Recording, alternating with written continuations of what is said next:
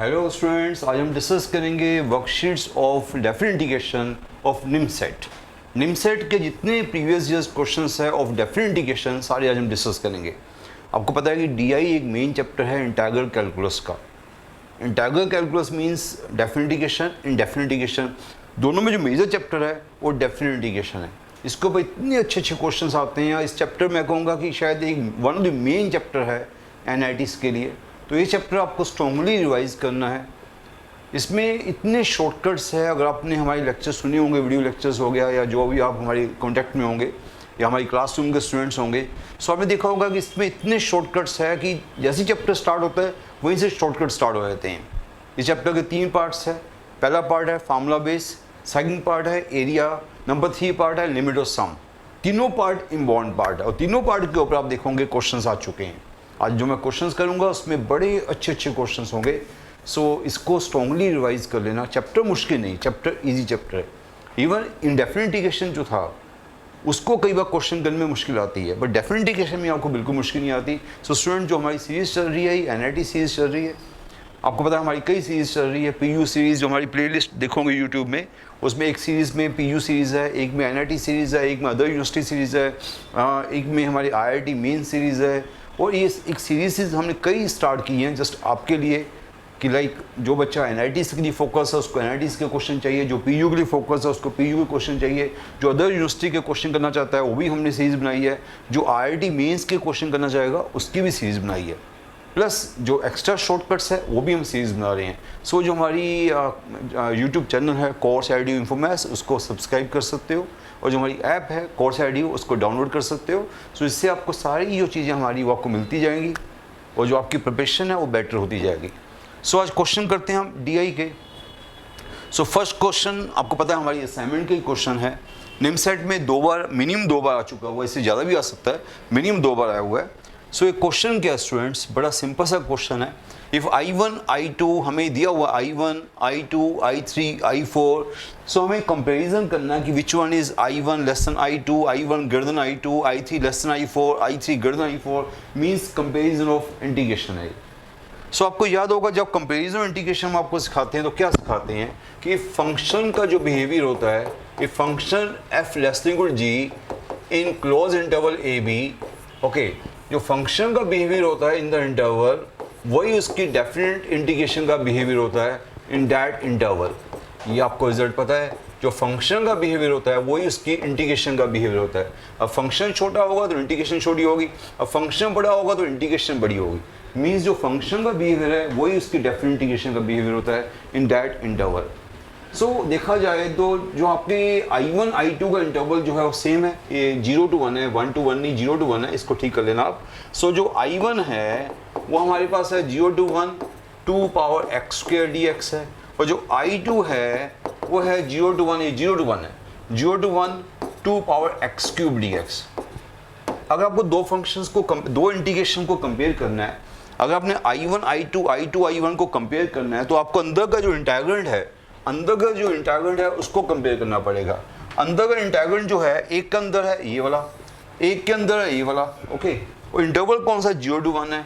सो अगर 0 to 1 की हम बात करें, आप चेक करो कि ये वाला फंक्शन बड़ा है कि ये वाला फंक्शन बड़ा है। जो फंक्शन बड़ा होगा उसकी इंटीग्रेशन भी बड़ी होगी, जो फंक्शन छोटा होगा उसकी इंटीग्रेशन भी छोटी होगी। सो 0 to 1 आप देख रहे हो कि दोनों का जो फंक्शन देखा उसमें 2 2 दोनों के पास है, तो उसको कंपेयर करने की जरूरत नहीं है। एक में पावर x स्क्वायर है, एक में पावर x क्यूब है।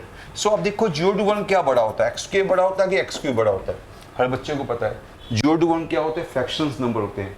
फ्रैक्शन नंबर में जब पावर को इंक्रीज करोगे तो नंबर छोटा होता रहेगा, पावर को जब इंक्रीज करोगे नंबर छोटा होता रहेगा, बिकॉज नंबर किसके बीच में है, 0 1 के बीच में है। सो ये पावर जो पावर 3 है बड़ी पावर है, पावर 2 छोटी पावर है। छोटी पावर मीन्स की this is greater than that, because number in between 0 to 1, तो जैसे पावर को इंक्रीज करोगे नंबर छोटा होता रहेगा। So x square greater than x cube.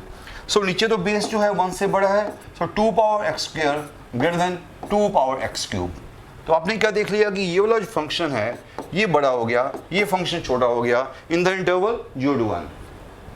जो फंक्शन का बिहेवियर है वो इंटीग्रेशन का बिहेवियर है। सो इंटीग्रेशन का बिहेवियर भी क्या होगा, सेम होगा। So this now greater than this. So आपने क्या देख लिया स्टूडेंट्स, सो आपने देख लिया कि I1 जो है वो आपका I2 से बड़ा हो गया। सो I1 now greater then I2, I1 greater than I2, आपके पास चॉइस कौन सी आ गई? डी चॉइस आ गई। ओके, डी चॉइस आपका आंसर आ चुका हुआ है। सो वैसे तो आपके MCA में सिंगल चॉइस क्वेश्चंस होते हैं, तो अगर आपका डी चॉइस आ गए तो आपको आगे जाने की जरूरत नहीं है, तो डी चॉइस को मार्क कर सकते हो। आपको आगे जाने की जरूरत नहीं, क्योंकि हमारे पास चॉइसेस ऐसे नहीं होती A and B and C, दो चॉइसेस वाला क्वेश्चन हमारे पास नहीं है, मल्टीपल चॉइस क्वेश्चन यहाँ नहीं है। सो आपका आंसर डी चॉइस आ गया, तो बस गुड, आपका आंसर आ गया, इसको मार्क कर सकते हो। पर मैं बाकी भी कंपेयर करना चाहता हूँ, I3 I4 का बिहेवियर क्या है वो भी आप देख सकते हो। I3 I4 का बिहेवियर हमने I1 I2 को कंपेयर किया है, अब हम I3 I4 के पास जा रहे हैं। I3 I4 में क्या है, अंदर का फंक्शन सेम है, 2 की पावर x स्क्वायर 2 की पावर x क्यूब वो सेम है, बट यहाँ इंटरवल जो है 1 to 2 है, इंटरवल 1 to 2 है, अंदर का इंटीग्रल सेम है। सो इस बार सब कुछ सेम है, मीन्स कहने का मतलब है इंटरवल 1 to 2 है और अंदर का जो इंटीग्रल है वो आपका सेम है। तो एक में पावर x स्क्वायर है, एक में पावर x क्यूब है, बताओ क्या होगा इस बार? इन 1 to 2 मीन्स नंबर 1 से बड़ा है, तो जितनी पावर को इंक्रीज करोगे नंबर भी बढ़ता जाएगा। सो ये पावर बड़ी है, ये पावर छोटी है, सो दिस ऐसे होगा, बिकॉज नंबर 1 और 2 के बीच में है। जब नंबर 0 1 के बीच में होते हैं, जब पावर इंक्रीज करते हो तो नंबर छोटा होता है। जब नंबर 1 और 2 मोर देन ग्रेटर देन 1 कोई नंबर होता है, जैसे पावर इंक्रीज करोगे नंबर भी बढ़ता जाएगा। सो यहाँ पर क्या आ गया? सो 2 power x square less than 2 power x cube, ये हमारे पास आ गया। सो ये आपका देख सकते हो, ये इंटीग्रैंड जो है, सो I3 का जो इंटीग्रैंड है Y4 से छोटा हो गया, I3 का इंटीग्रैंड जो है Y4 से छोटा हो गया। सो इंटीग्रेशन I3, दोनों तरफ इंटीग्रेशन कर दो, 1 to 2 this integration less than 1 to 2 that integration. So अभी आपने क्या देख लिया students? I3 less than I4। सो यहाँ पर एक आंसर ये आ गया, एक आंसर ये आ गया, I1 ग्रेटर देन I2, वो कौन सी चॉइस थी? डी चॉइस थी। I3 लेस देन I4 क्या चॉइस है? ए चॉइस है। आपका आंसर हो गया ए एंड डी चॉइस। ये क्वेश्चन सेकंड्स में होता है, ये तो आपको समझा रहा हूँ, अदरवाइज क्वेश्चन सेकंड्स में होता है। जिस बच्चे को पता था कि ऐसा करना है, उसका साफ दिख रहा था इन 0 to 1 x स्क्वायर जो है x क्यूब से बड़ा है, तो डेफिनेटली 2 की पावर x स्क्वायर जो है वो 2 की पावर x क्यूब से बड़ा है। सो डेफिनेटली I1 जो है ग्रेटर देन I2 है, बिना पेन चलाए। Similarly in 1 to 2 x square जो है x क्यूब से छोटा है, सो इट मीन्स 2 की power x square less than 2 की पावर x क्यूब है। सो I3 less than I4 means कि क्वेश्चन सीधा माइंड में होना था। ये हम लोग कर इसलिए रहे हैं कि आपको समझाने के लिए, अदरवाइज ये क्वेश्चन बिना पेन कॉपी वाला क्वेश्चन था। Now question number 2, question number 2 students कैसा बताओ मुझे? ये क्वेश्चन है अगेन एरिया का क्वेश्चन आ गया, एरिया बिटवीन 2 कर्व्स। पहली कर्व जो है वो पैराबोला है, कौन सी कर्व है? y is equal to 2 minus x square. Second curve भी पैराबोला है, y is equal to x square. So ये जो पैराबोला किस टाइप के हैं? इस टाइप के पैराबोला है। ये पैराबोला कैसे होते हैं? अपवर्ड पैराबोला और डाउनवर्ड पैराबोला। क्या होते हैं? अपवर्ड पैराबोला और डाउनवर्ड पैराबोला। अगर ए पॉजिटिव है तो अपवर्ड पैराबोला, ए नेगेटिव है तो डाउनवर्ड पैराबोला। आपको शेप पता है, इस पैराबोला की शेप ऐसी होगी, आइदर दिस शेप और दिस शेप। क्यों? x की पावर 2 है, y की पावर 1 है, आइदर अपवर्ड पैराबोला और डाउनवर्ड पैराबोला। अगर ए आपका पॉजिटिव है, देखो यहाँ पर ए क्या है? X square is equal to y. यहाँ पर ए पॉजिटिव है, अभी मैं दिखाता हूँ आपको। अगर फर्स्ट पैराबोला देखोगे आप, अगर फर्स्ट ये आपने शेप देख ली, और फर्स्ट पैराबोला देखोगे एक्स स्क्वायर क्या बन गया? वो बन गया x square is equal to 2 minus y, so minus y minus 2। So x square is equal to, ये हमारे पास पैराबोला बन गया। यहाँ पर जो आपका ए है वो नेगेटिव आ गया, यहाँ पर ए जो है वो नेगेटिव आ गया। This is a downward parabola. ये डाउनवर्ड पैराबोला ऐसे वाला, ये जो फर्स्ट वन है वो डाउनवर्ड पैराबोला निकला, जो सेकंड वन है वो अपवर्ड पैराबोला निकला। एक डाउनवर्ड पैराबोला है, एक अपवर्ड पैराबोला है। अब जो डाउनवर्ड पैराबोला है उसका वर्टेक्स क्या है? जो डाउनवर्ड पैराबोला है नंबर 1, उसका वर्टेक्स है, वर्टेक्स पता है क्या होता है? आपने इसको 0 डाला 0 आ गया, इसको 0 डाला 2 आ गया, सो इसका वर्टेक्स है 0,2। डाउनवर्ड पैराबोला है, उसका वर्टेक्स है 0,2, उसका शेप हो जाएगी कुछ ऐसी। इसकी शेप नंबर 1 पैराबोला की, नो डाउट डाउनवर्ड पैराबोला है। क्यों? एक्स के इक्वल टू नेगेटिव वाला है, उसका वर्टेक्स क्या है? x0 y2। Second upward parabola है, उसका वर्टेक्स तो साफ दिख रहा है 0 0 है, तो सेकंड का वर्टेक्स 0 0 है, सो वो पैराबोला ऐसा हो गया। सो दोनों पैराबोला हमने बना लिए। सो एरिया चाहिए बिटवीन दिस टू, तो साफ दिख रहा है कि एरिया क्या चाहिए आपको? दिस शेडेड पार्ट का एरिया चाहिए। इसके लिए आपको क्या चाहिए होंगे? इंटरसेक्शन पॉइंट चाहिए होंगे। आपको इंटरसेक्शन पॉइंट चाहिए, तो इंटरसेक्शन पॉइंट कैसे निकालते हैं आपको पता ही है। इसका y वहाँ डाल दो, है ना, इसका y वहाँ डाल दिया, ये दो कर्व्स मेरे पास है, इसका y ऊपर डाल दिया, सो ये आ गया ऐसा हो गया। इसका y का x स्क्वायर है, ऊपर डाल दिया, इसका y जो है x स्क्वायर, ठीक है, y x स्क्वायर है, ठीक है, ऊपर डाल दिया। सो क्या बन गया, ये हमारे पास बन गया 2x square is equal to x की वैल्यू आ गई +-1। सो ये x हो गया +1, ये x हो गया -1, x की वैल्यू +-1, इंटरसेक्शन पॉइंट में x क्या आ गया +-1।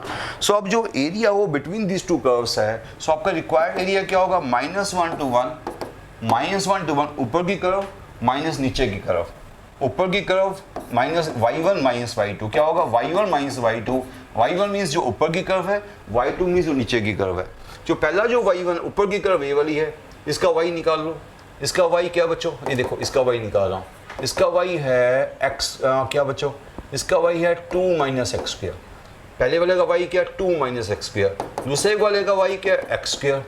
सो y1 ये हो गया, y2 ये हो गया, सो हमारे पास डैट माइनस डैट, दोनों को सीधा पहले माइनस कर ही दो, ये दोनों को माइनस करके फिर यहाँ लिख दो, दोनों को माइनस करोगे तो क्या आ रहा है, देखो ये आ गया -1 to 1, तो that minus that means 2 - 2x square, ये हमारे पास हमें ये निकालना अब है ना, ये y1 हो गया, ये y2 हो गया, y1 - y2 2 - 2x स्क्वायर। अभी आपको इंटीग्रेशन करनी है, सो आपको पता है वैसे तो मैं और इजी कर सकता हूँ बिकॉज फंक्शन इवन फंक्शन है, पर आप सीधा इंटीग्रेशन करो, कुछ करने की जरूरत नहीं आपको। इसकी इंटीग्रेशन है 2x - 2x³ 3 फ्रॉम -1 to 1, बस आप वैल्यूज डाल दो, अपर लिमिट 1 डाल दो, लोअर लिमिट -1 डाल दो, आपका आंसर आ जाएगा। देखा जाए तो क्या आएगा, अपर लिमिट 2 डाली, 1 डाली सॉरी 2 - 2/3, ये अपर वैल्यू आ गई, और -1 डाली तो -2 दिस -2 + 2/3, ये हमारे पास आ गया, ये आ गया, this is 4 - 4/3, 4 -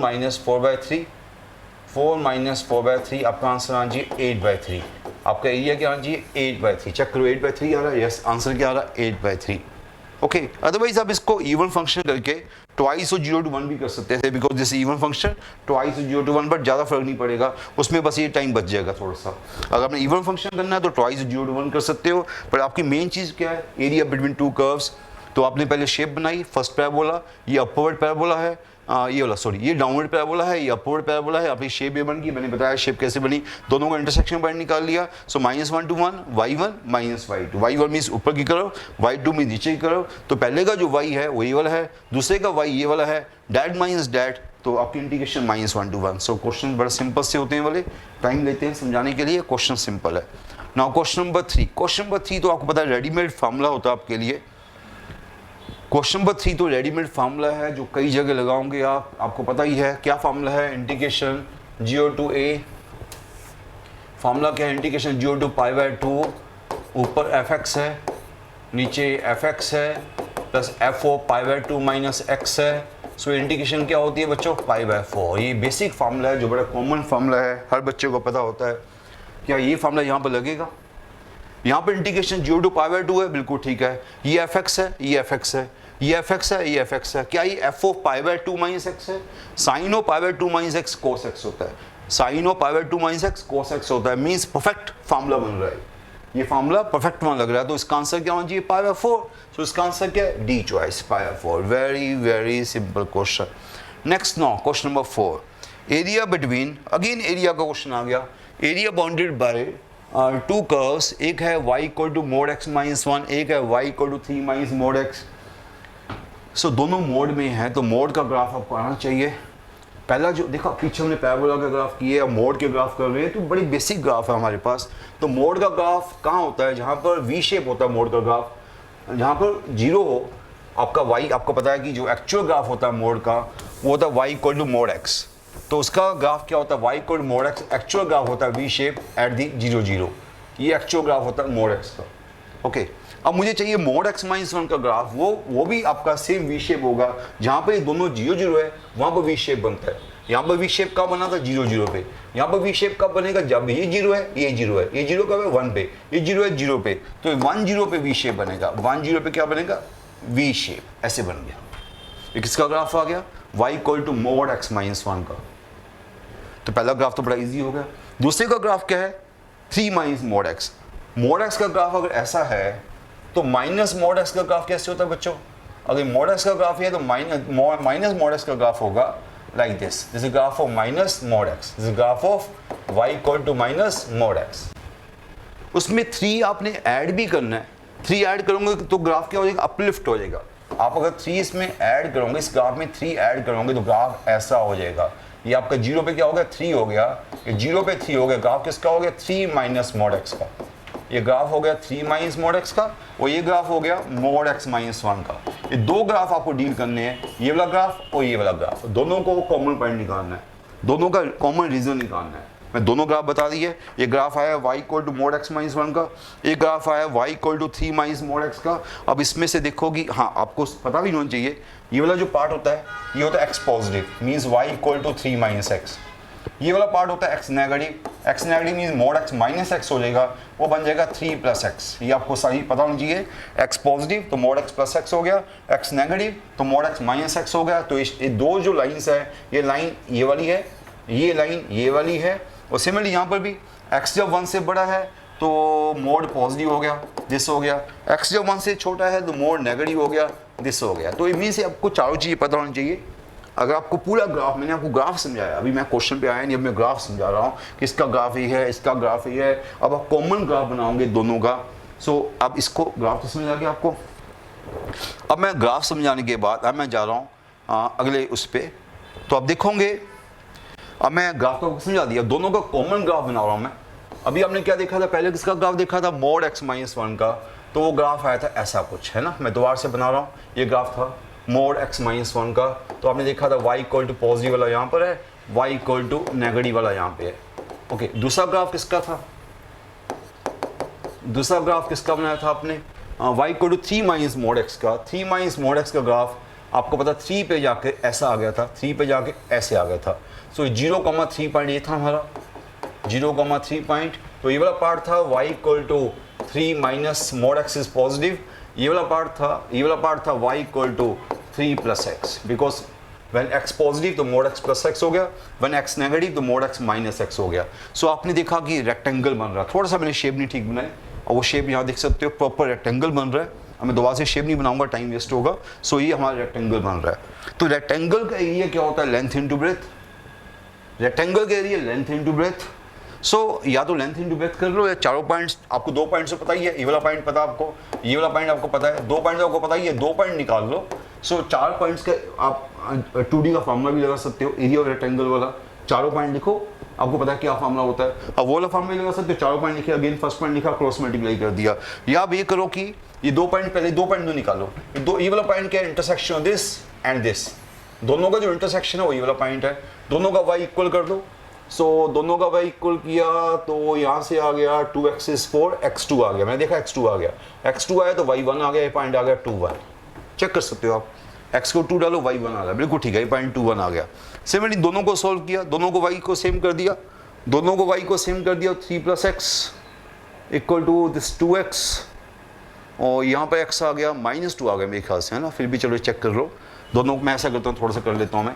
3 plus x equal to minus x minus 1, ये आपका आ गया 2x बन गया, ये आपका plus 1 this is -2x minus 1 आ गया, यहाँ पे x माइनस 1 आ गया। ओके, x माइनस 1 आया तो y क्या आ गया, y2 आ गया। हाँ ठीक, अब ठीक है, x माइनस 1 आया, y2 आ गया। ओके, ये आपका 4th पॉइंट बन गया। अब इसके लेंथ ब्रेथ निकाल लो। लेंथ क्या होती है, दिस डिस्टेंस, इसको बोल दो लेंथ AB। तो लेंथ AB क्या आएगी, लेंथ AB मेरे पास आएगी, लेंथ AB मेरे पास का डिस्टेंस फार्मूला क्या बन गया बच्चों बताओ, 1 + 1 का स्क्वायर, 1 + 1 का स्क्वायर, 0 - 2 का स्क्वायर, बिल्कुल हर चीज़ लिख रहा हूँ आपके लिए मैं। ये बन गया हमारे पास 4 + 4 दिस इज अंडर 4 + 4, ठीक है, अंडर 8, लेंथ आ गई। सिमिलरली ब्रेथ क्या बन गई, इसको ब्रेथ बोल दो, इसको बोल दो AB, इसको C बोल दो AC। AC हमारे पास क्या ब्रेथ आ गई, 2 - 1 का स्क्वायर 1 हो गया, 1 - 0 का स्क्वायर अगेन 1 होगा, √2 होगी। ये लेंथ आ गई, ब्रेथ आ गई। सो एरिया क्या होता है, लेंथ इनटू ब्रेथ। एरिया होता है लेंथ इनटू ब्रेथ। तो हमारे पास क्या बना, एरिया हमारे पास क्या होता है बच्चों, लेंथ इनटू ब्रेथ। क्या लेंथ बन गई अंडर 8, ब्रेथ बन गई √2, सो दिस इज अंडर 16। तो एरिया क्या आ गया +4, सो +4 इज एरिया।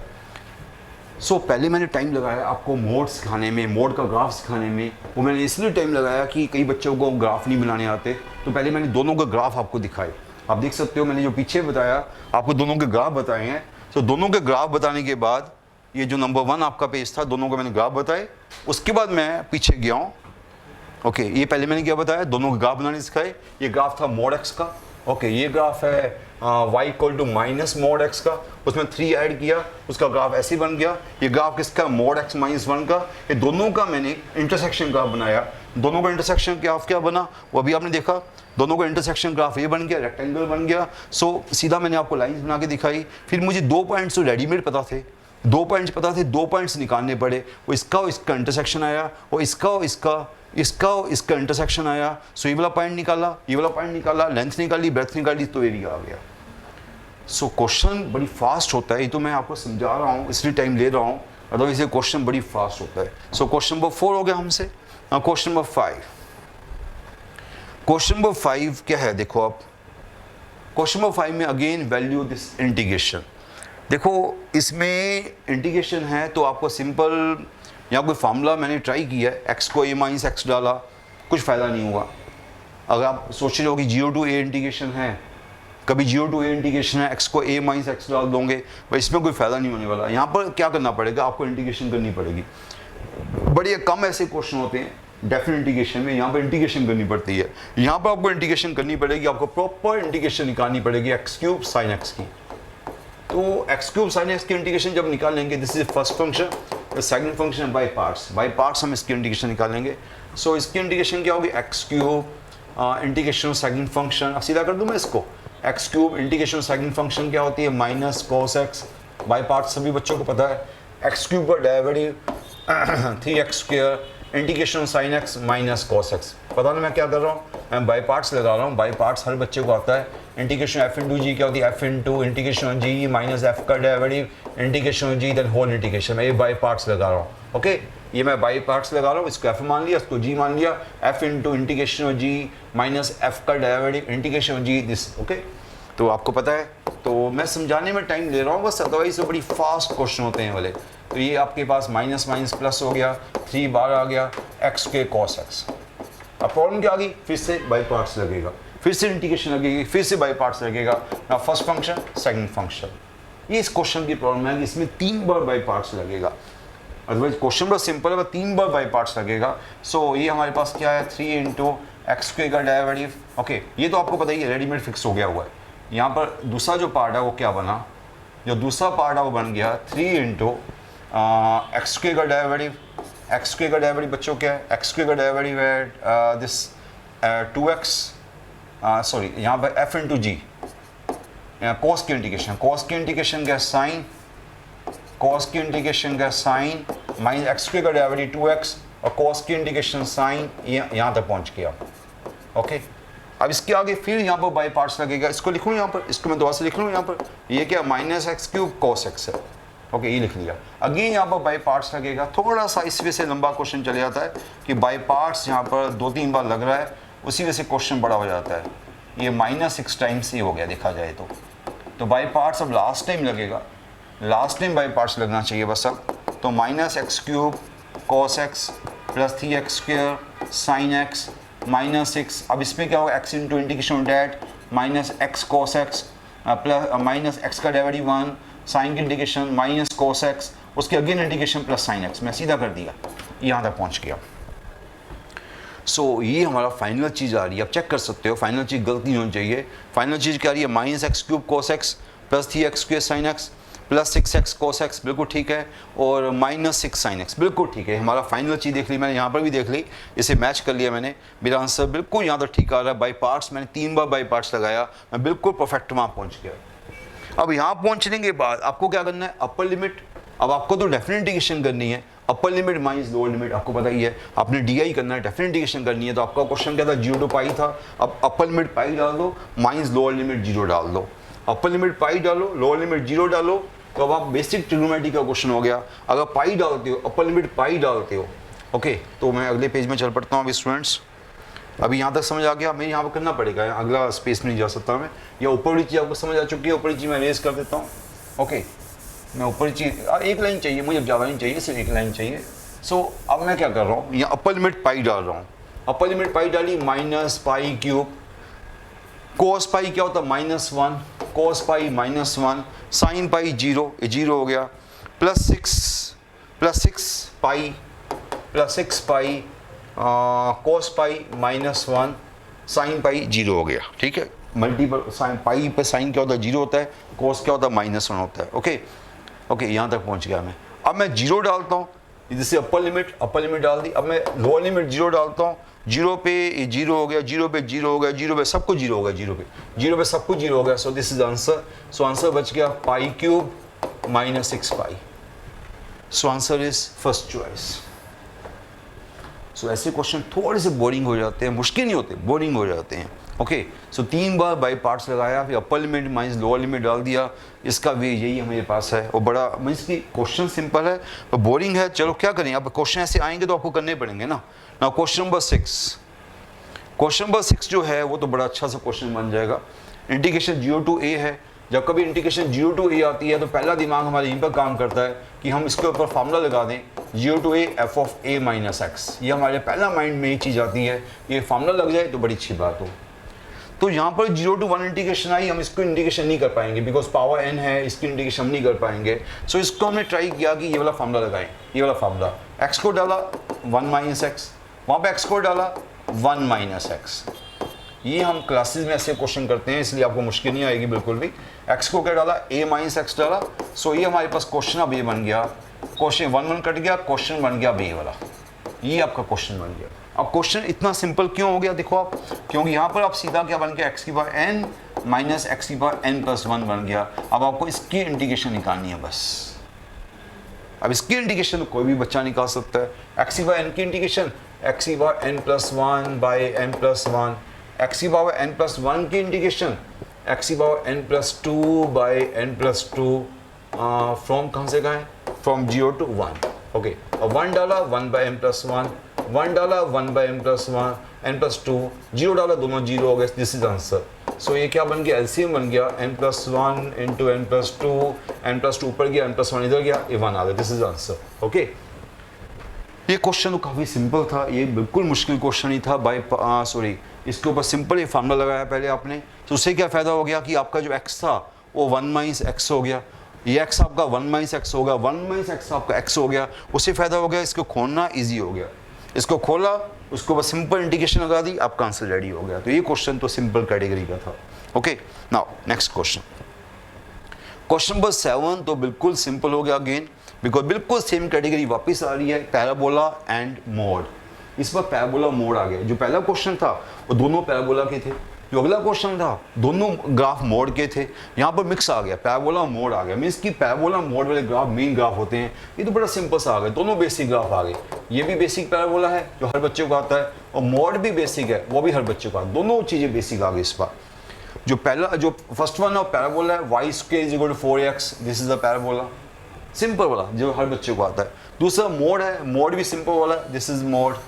तो दोनों ग्राफ बड़े इजी बन गए, ये मोड का ग्राफ और पैराबोला का ग्राफ। तो ये तो आसान क्वेश्चन हो गया। दोनों का इंटरसेक्शन पॉइंट निकालना पड़ेगा, और एरिया इंक्लोज कह रहा है तो एरिया ये वाला हो गया, एरिया इंक्लोज में दिस एरिया।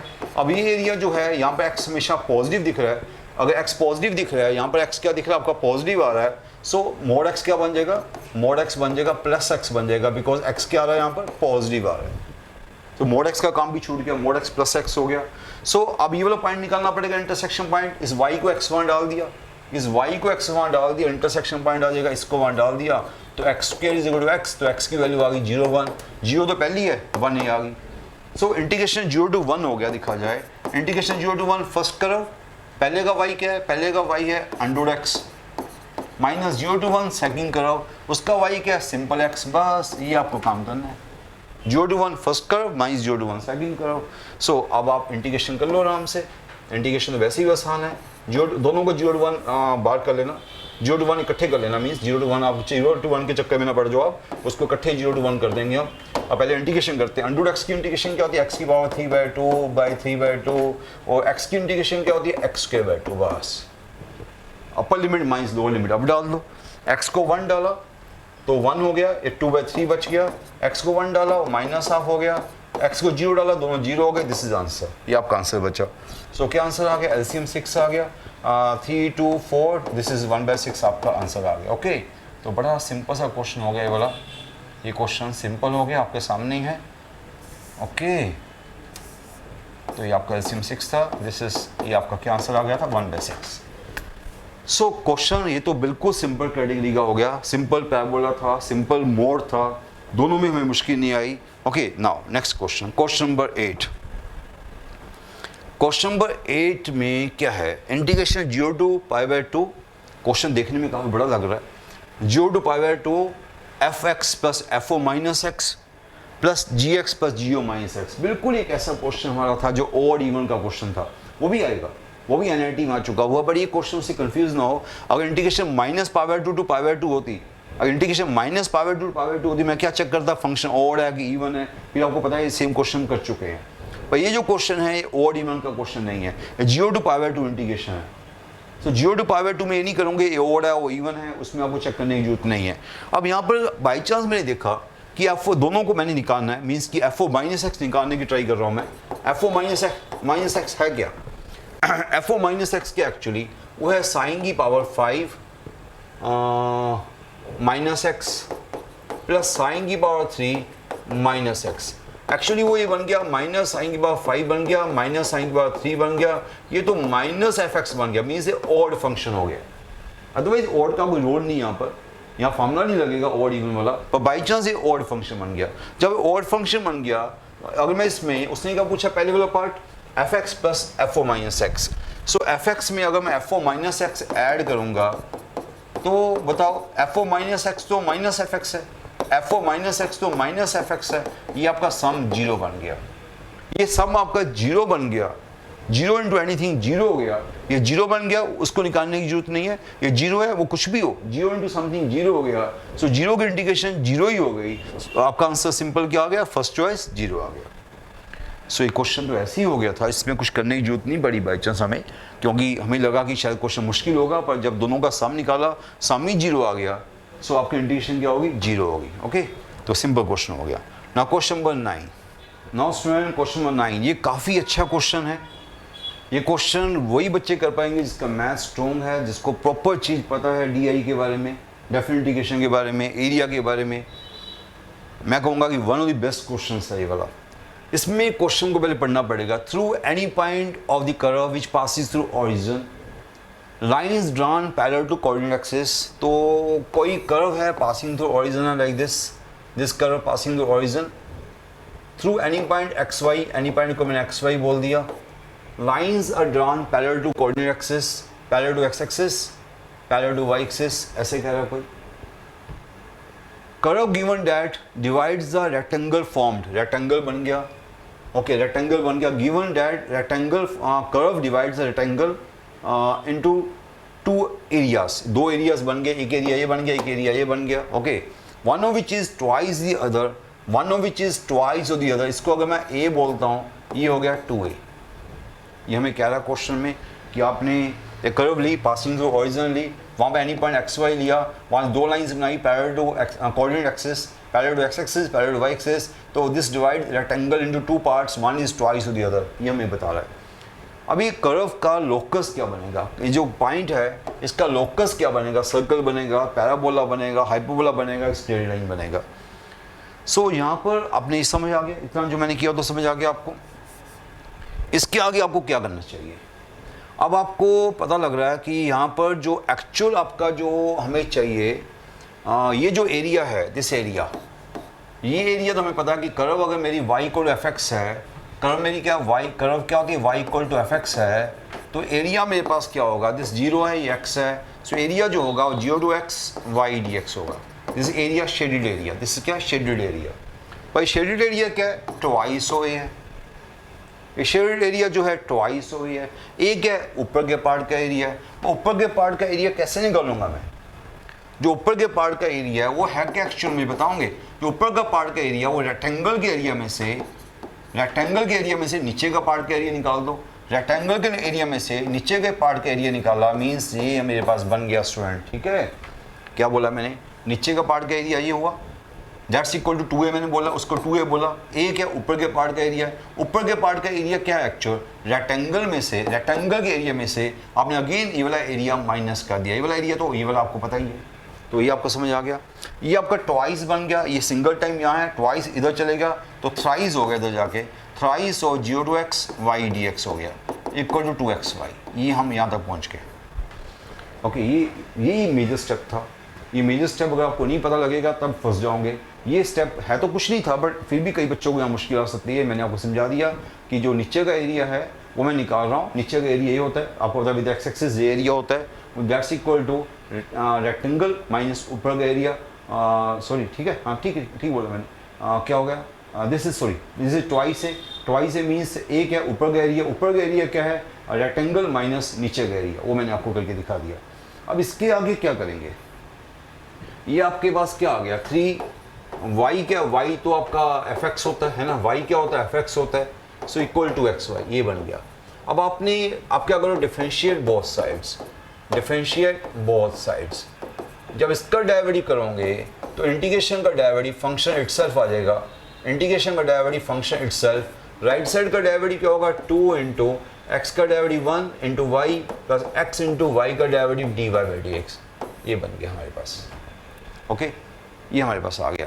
ओके, अब fx तो आप ही y है, so 3y is equal to 2y plus 2x dy by dx, so 2y 3y y रह गया, so y is equal to now 2x dy by dx। अब आप क्या करोगे, x का वेरिएबल अलग कर दो, y का वेरिएबल अलग कर दो, y के साइड y का वेरिएबल वहाँ इधर चलेगा, x वहाँ चलेगा, ये बन dx बाई x, क्या बन गया स्टूडेंट, देखो अपने देखो, ये डिफरेंशियल इक्वेशन बन गई है वेरिएबल सेपरेट फॉर्म, ये dx by x equal to क्या बन गया बच्चों, ये 2dy बाई y, ये बन गया, this is variable separate form, differential equation variable separate form.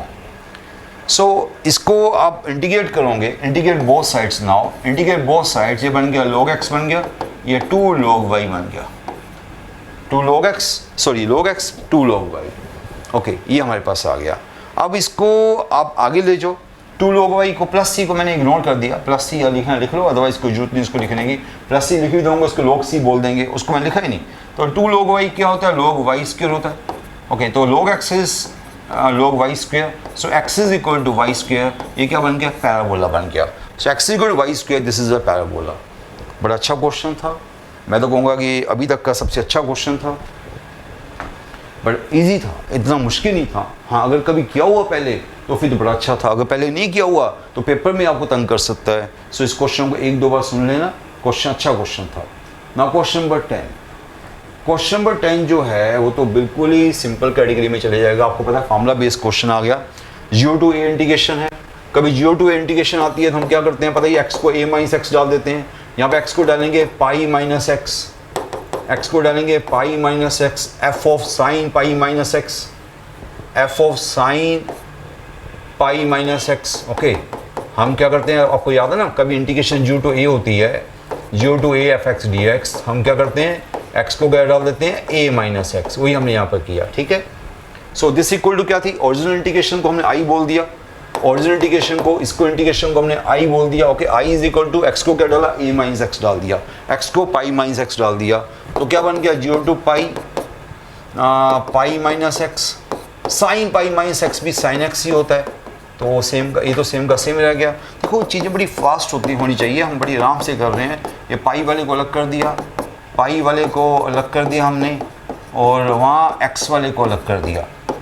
Okay, ये सारी चीज़ें बड़ी सिंपल चीज़ें बन जाती हैं, हमने सब कुछ किया हुआ क्लासेस में। बाई चांस ये आपका वापस आई बन गया, आपकी इंटीग्रेशन आई थी, आपकी जो इंटीग्रेशन थी आई, ये वापस आ गई, ये भी आई बन गया, आई लिया वहाँ पर भी आई बन गया, ये आई इधर चले गया, आई माइनस आई है, इधर जाकर 2i हो गया। So 2i is equal to 0 to pi common आ गया, बाहर आ गया pi, 0 to pi f of sine x, ये मेरे पास आ गया। और शायद मेरे चॉइसेस में कोई इंटीग्रेशन है ही नहीं है, तो i is equal to pi by 2।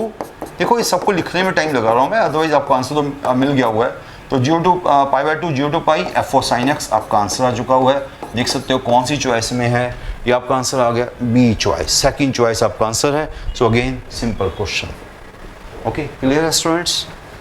तो ये तो 0 to a इंटीग्रेशन का क्वेश्चन था, सिंपल था। Question number 11। क्वेश्चन नंबर 11 आपको मुश्किल बना के दिया जा रहा है, क्वेश्चन मुश्किल नहीं है। अगेन थोड़ा सा मोड बीच में यूज़ हो रहा है, इंटीग्रेशन करनी है -2 to 3।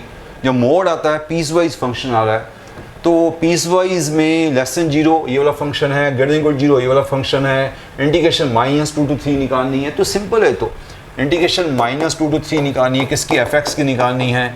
तो आपको देखना पड़ेगा कि फंक्शन क्या क्या लें, कहाँ से फंक्शन लें। आपको दिख रहा है कि <0 तो हमें दिख रहा है कि ऊपर का फंक्शन है और <0 नीचे वाला फंक्शन है। तो <0 में दो पार्ट्स बनेंगे। ऐसा करता हूँ, पहले फंक्शन को मैं स्प्लिट कर देता हूँ। फंक्शन को स्प्लिट कर देते हैं हम। फंक्शन क्या है, x+2 है व्हेन <0 और <0। आपको पता मोड का बिहेवियर क्या होता है, mode is positive when <2, mode is positive when <2, when <2 this mode is positive, less than equal to और <0 भी है, less than equal to <0 this mode is negative। समझ आ गया स्टूडेंट्स मैंने क्या किया? ओके, आपको मोड को दो पार्ट में डिवाइड कर लिया। एक तो <2 लेके, वहाँ तो मोड पॉजिटिव आई है, <2 बट <0 बिकॉज <0 नहीं, <2 0 मोड इज नेगेटिव। तो ये आपका फंक्शन बन गया। अब आप देखोगे ऊपर क्या करना चाहिए हमें। ऊपर जो है -2 to 3 जाना मुझे। -2 to 3 मैं कैसे जाऊंगा, <0 यहाँ तक हूँ मैं, <0 मीन -2 to 0, -2 to 0 में क्या फंक्शन लूँगा, ये वाला फंक्शन लूँगा, x+2 वाला है ना। <0 में ये वाला फंक्शन लूँगा और 0 to 2 मैं ये वाला फंक्शन लूँगा। देखो ये आपको 0 to 2 मैं ये वाला लूँगा फंक्शन, 0 to 2 मैं आगे यहाँ कर देता हूँ। 0 to 2 किसको लेंगे, 0 to 2 लेंगे हम ये वाला -(x-2), ओके। और 2 से आगे 2 to 3 हम कौन सा लेंगे, ये वाला फंक्शन लेंगे x-2। तो कुछ नहीं है, ऐसे क्वेश्चन हम एग्जाम्पल में करते हैं क्लासेस में। ऐसा क्वेश्चन आपको एग्जाम्पल में कराता हूँ कि 3 पीस बन चुके हैं, यहाँ पर 2 के 3 पीस बना दिए हमने। वहाँ पर 2 पीस थे, 2 के 3 पीस बन गए हैं। तो -2 to 0 <0 मीन्स -2 to 0 आपका फंक्शन होगा ये वाला, <0 मीन्स -2 to 0, 0 से 2 फंक्शन होगा ये वाला, 0 to 2 फंक्शन होगा ये वाला, और 2 से 3 फंक्शन हो गया ये वाला। बस अब आगे तो इंटीग्रेशन आपको आती है। आगे इंटीग्रेशन लीनियर फंक्शन है, सारे सभी लीनियर फंक्शन, उसकी इंटीग्रेशन आपको आती है। लीनियर फंक्शन इंटीग्रेशन आपको पता ही है। मैंने 3 पार्ट्स बना लिए हुए हैं। देखो मैंने 3 पार्ट्स बना लिए हुए, देखा आपने 3 पार्ट्स बनाए आपको आगे। उसके integration x² 2 + 2x, x² 2 - 2x, x² 2 - 2x, अपर लिमिट माइनस लोअर लिमिट, अपर लिमिट माइनस लोअर लिमिट, अपर लिमिट माइनस लोअर लिमिट। तो आपका आंसर 4.5 आ गया। तो एक क्वेश्चन सिंपल हो गया। ओके, मेन बात क्या थी, उसको ब्रेक करना, फंक्शन को ब्रेक करना आपको बता दिया। उसका आगे इंटीग्रेशन तो कोई भी स्कूल का बच्चा कर सकता है। ओके, उसके बाद अपर लिमिट माइनस लोअर लिमिट डाल दो, आपका आंसर आ गया 4.5। Simple question. 12th क्वेश्चन तो आपको पता ही है कि शॉर्टकट है हमारे पास। 12th क्वेश्चन में शॉर्टकट क्या है, और शॉर्टकट अगर आपको पता है, शॉर्टकट बाई चांस हमने यहाँ पर लिखा हुआ है, यहाँ पर नहीं लिखा हुआ है, मैं आपको शॉर्टकट बोल देता हूँ। शॉर्टकट ये हमारे पास 12th क्वेश्चन के लिए integration a to b fx by fx plus f of a plus b minus x। मैंने आपको तभी तो बोला है डेफिनेट इंटीग्रेशन में इतने शॉर्टकट्स है, आपको हर क्वेश्चन शॉर्टकट से हो जाता है। ये तो चलो मैं आपको समझा रहा हूँ, इसलिए कई बार क्वेश्चन को लंबा करना पड़ता है। ओके, अदरवाइज क्वेश्चन कुछ ऐसे होते हैं जो बिना पेन चलाने वाले होते हैं। ये क्वेश्चन तो बिना पेन चलाने वाला है। ये ऊपर fx हो, नीचे fx हो, plus f of a plus b minus x हो। इसका आंसर क्या होगा, b minus a/2, बिना पेन चलाए। चेक करोगे यहाँ पे ऐसा लग रहा है ये fx है, ये fx है, दोनों सेम है। ये a plus b minus x है, देख सकते हो आप। ये fx है, ये fx है, ये a plus b minus x है। बच्चों आराम से देखो, ये fx है, ये fx है, ये a plus b minus x है। मीन्स आपका फॉर्मूला लग जाएगा। तो उसका आंसर क्या होना चाहिए, b minus a/2। उसका आंसर होगा 6 minus 3/2। उसका आंसर होना चाहिए 3/2, बिना पेन चलाए। तो 3/2 सी चॉइस आपका आंसर है, 3/2। तो ऐसे क्वेश्चन में कुछ नहीं करना होता है, सिंपल से क्वेश्चन होते हैं। Now question number 13th। Question number 13th भी हमारी क्लासेस की स्पेशल टाइप है, जो हमेशा बोलता हूँ इस टाइप की 2 क्वेश्चन आपको करवाता हूँ, पर आज मैं एक ही कराऊंगा क्योंकि यहाँ तो टाइम कम होता है मेरे पास। So value this integration 0 to 4 sin x plus cos x by 3 plus sin 2x। Very important type. तो इस टाइप में हम लोग क्या करते हैं, इस टाइप में हम लोग ट्राई करते हैं कि अगर ऊपर साइन प्लस कोस है तो नीचे हम साइन माइनस कॉस लेके आएंगे या कॉस माइनस साइन लेके आएंगे। ओके, और आपको क्या पता है, आपको एक बड़ी अच्छी बात पता है, आपको साइन टू एक्स का फार्मूला जो साइन टू एक्स होता है उसको मैं ऐसा भी लिख सकता हूँ, उससे क्या बन जाएगा, ये बन जाएगा कॉस प्लस साइन का स्क्वायर। उसको मैं ऐसा लिख दूँ और ऐसा लिख दूँ, ये बन जाएगा साइन माइनस कॉस का स्क्वायर। ये दोनों मेरे ऊपर डिपेंड होता है कि मैं ऐसा बनाना चाहता हूँ साइन टू एक्स को, मैं साइन टू एक्स को ऐसा बनाना चाहता हूँ या साइन टू एक्स को ऐसा बनाना चाहता हूँ। ऊपर का बनाऊंगा तो बन जाएगा, नीचे का बनाऊंगा तो ये बन जाएगा। अब मेरे ऊपर डिपेंड होता है मैं क्या बनाना चाहता हूँ।